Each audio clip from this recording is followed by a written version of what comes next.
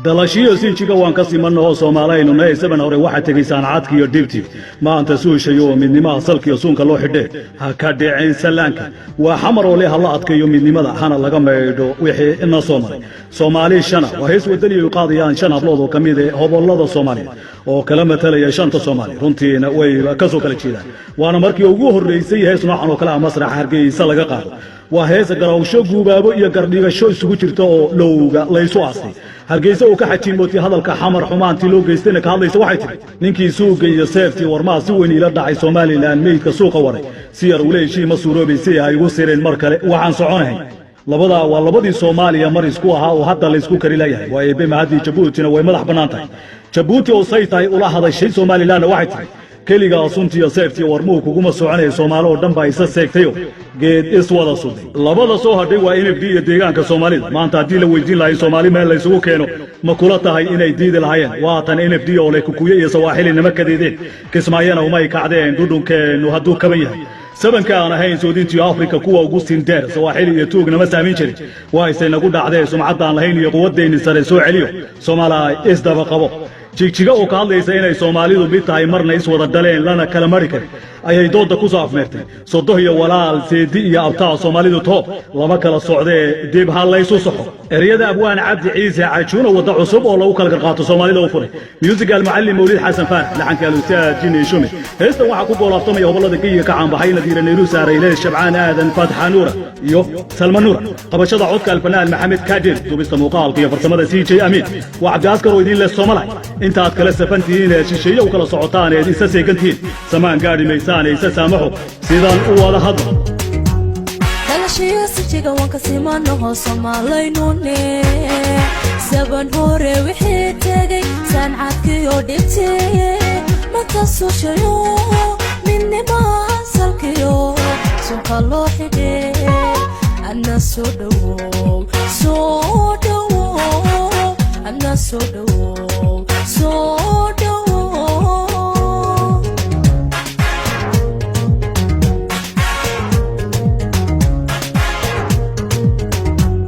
dalashiyo sinjiga waan ka simanoo Soomaaliyenu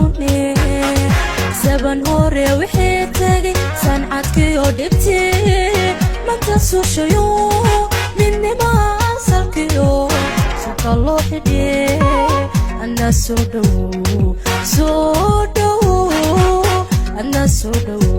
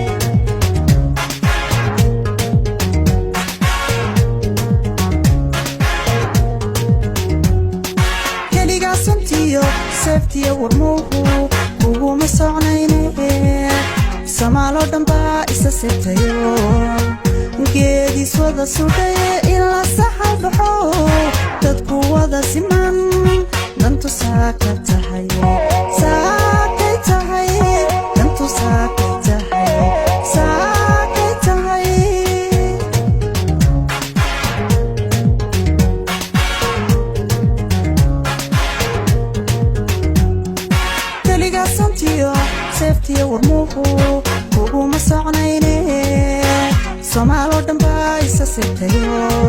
geedis wada sudhay ila saxal baxo dadku wada siman